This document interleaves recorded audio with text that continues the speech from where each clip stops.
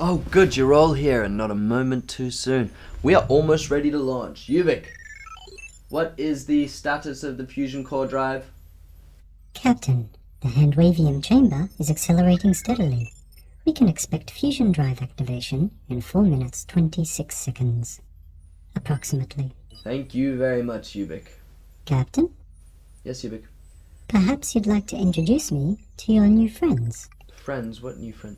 Oh, our onboard philosophers. Well, Yubik, I haven't properly met them myself. Welcome, philosophers, to the intergalactic ship known as the Paradox. The fastest ship in the entire galaxy. A paradox is something that seems to make sense, but leads to an impossible conclusion. We named our ship the Paradox because, even though it is the fastest ship in the entire galaxy, it never actually moves. But more about that later. I'm your ship's captain. My name is Artemis Perplexov. Captain? Yeah. Oh, and how could I forget? Our trusty ship's computer, Ubik. Pleased to meet you all. It is an honor to have you on board on this most important mission. No, Ubik. I'm the ship's captain. I get to do all the ceremonial stuff. You stick to checking the quantum mechanics of the ship, please. Humans have all the fun. Whoa. You are all a lot shorter than I expected, I must say. Possibly the shortest philosophers I've ever met. Well, never mind, I suppose you can't judge a philosopher by their height, even though that one is very small. Quite correct, sir. Socrates was one of Earth's greatest philosophers, and he was very short. Yes, thank you, Ubik. I don't think we need a lesson on the relationship between a philosopher's greatness and their height. After all, a philosopher is measured by the size of their questions. Don't you mean the quality of their questions, sir? Like I said, Ubik, a philosopher is measured by the quality of their questions. But you don't need us to tell you that. After all, I'm just an intergalactic ship captain, and this is just an intergalactic ship computer. You're the philosophers. But I think we're getting a bit ahead of ourselves. I can imagine that you're all wondering why we invited you on this mission. And there is an interesting question. And to answer it, we need to think back hundreds of years, way back to the year 2053. That was when humanity realized that planet Earth was getting too crowded. Something had to be done. Luckily, it was also that year that we developed super-fast interstellar ships that enabled us to colonize distant planets. And that's exactly what we did. One by one, the starships left Earth to discover planets far beyond the solar system. The people that stayed here on Earth are our great grandmothers and grandfathers. Earth became a safe and happy home for us once again, and we thrived. However, we never found out what happened to our brothers and sisters from the starships. Once they left our solar system, we lost all communication. But recently, our satellites have picked up signs of human activity in 3 distant galaxies: Andromeda, Omega Centauri, and Sombrero. We have good reason to believe that these signals are from the lost colonies of Earth. And our leaders have appointed me, Captain Perplexov, to travel to these distant galaxies.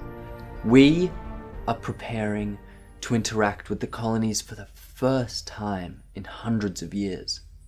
Who knows how different they have become? They may speak a completely different language. They may have completely alien technology. They may even dislike chocolate. Yes, We are heading into the unknown, and who knows what mysteries we will encounter. As philosophers, you are skilled at facing mystery with wisdom and good judgment, an open mind. This is why we've invited all of you here on this mission.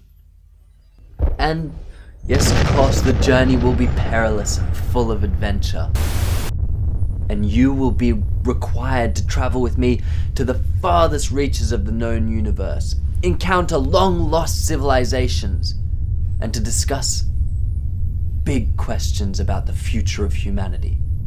Oh, wise and short, very short philosophers, will you join me on this mission?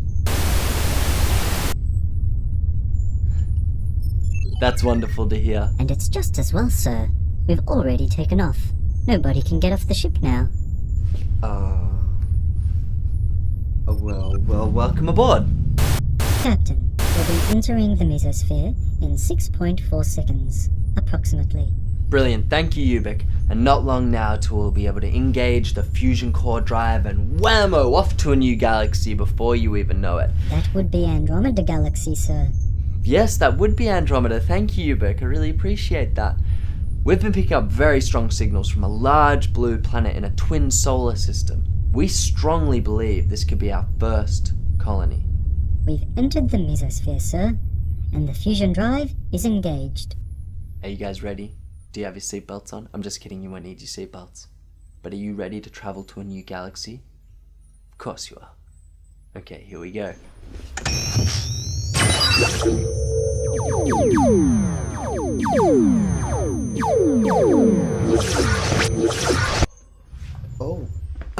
Oh, good. We're here. That took a lot shorter than I expected, but I told you it wouldn't take long. Captain, we are receiving a communication from a nearby planet called Xeroxica. What's the nature of the communication, Ubik? It's in English. English, fantastic. Well, what's it say? What took you so long? What, excuse me? The communication, sir. It says, what took you so long? We sent you an email 362 years ago. We almost forgot about you. Well, that's enough of that, Ubik. You know what? I think we may just have found one of the colonies. Ubik, could you get me a live stream to the sender of the communication? Certainly, sir. Hey! You finally made it! Well, welcome to Xeroxica. We thought you guys had forgotten about us ages ago. We're on? Greetings from Earth. I am Captain Artemis Perplexov of the starship Paradox. We represent the leaders of Earth, and we come in peace. Well, I'm glad to hear that, dude. Do you mind if I ask to whom I'm speaking? I'm Doppelganger. Dr. Ellipsia Doppelganger? Doctor! Fantastic, so you're a doctor, so you're an official representative of Xeroxica? Well, there's not much official around here. I mean, we usually like to take things pretty easy, if you know what I mean. I mean, we're totally buzzed you guys are visiting. We thought you guys had forgotten about us ages ago. I'm sorry. Doppelganger, I can't help but notice there's more than one of you. Does everyone on Xeroxica have a twin? No, that's not my twin, that's my clone. Well, at least one of them. I've got a few running around today. Because I'm a very busy woman, but to be perfectly honest, I'm actually quite lazy. You know, I'd rather hang around the house or go hoverboarding with my friends than do any work. That's why I invented the iClone. Did you say clone and then iClone? Yeah, the iClone. It's a copying machine that copies people. And I don't just mean picture copies of people. It makes an actual physical copy of another person. We here in Xeroxica really enjoy our easygoing lifestyle. I mean, there's nothing better than sitting by the plasma pool under our two suns, sipping a zucchini juice. So whenever we have too much to do in a day, we just make a clone to help us out. I've never heard of anything like this in my life. Well, how'd it work?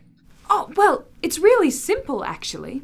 Here, let me demonstrate. Please, that would be fantastic. There are two booths, booth 1 and booth 2.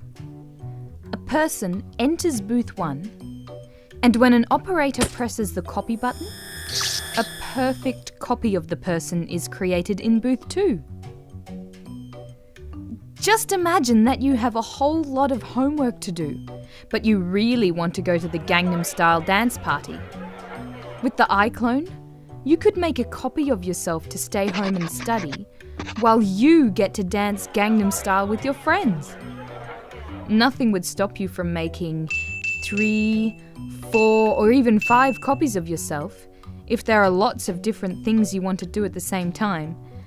We Xeroxicans love our iClones. With an iClone, we never have too much to do. That is a truly remarkable machine, Dr. Doppelganger.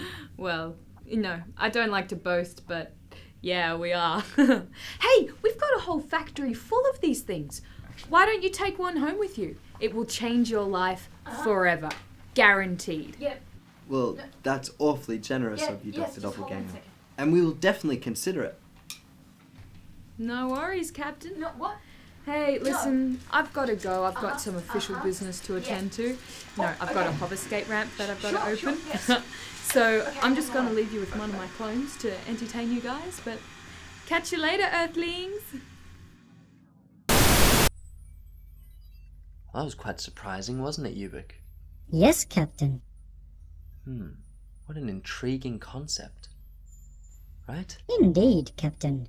Zucchini juice would be an intriguing taste I'm sensation. not talking about the zucchini juice, I'm talking about the iClone.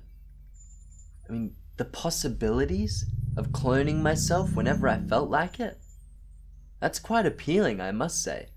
And especially when you're as handsome and ruggedly good looking as I am.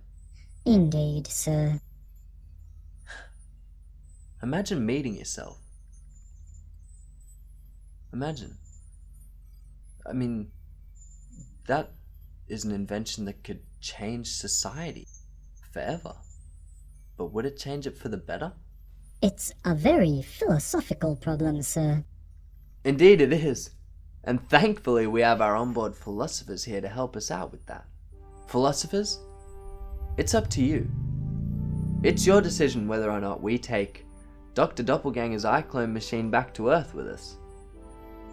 It's time for you guys to discuss and to make a decision. I await your wise counsel.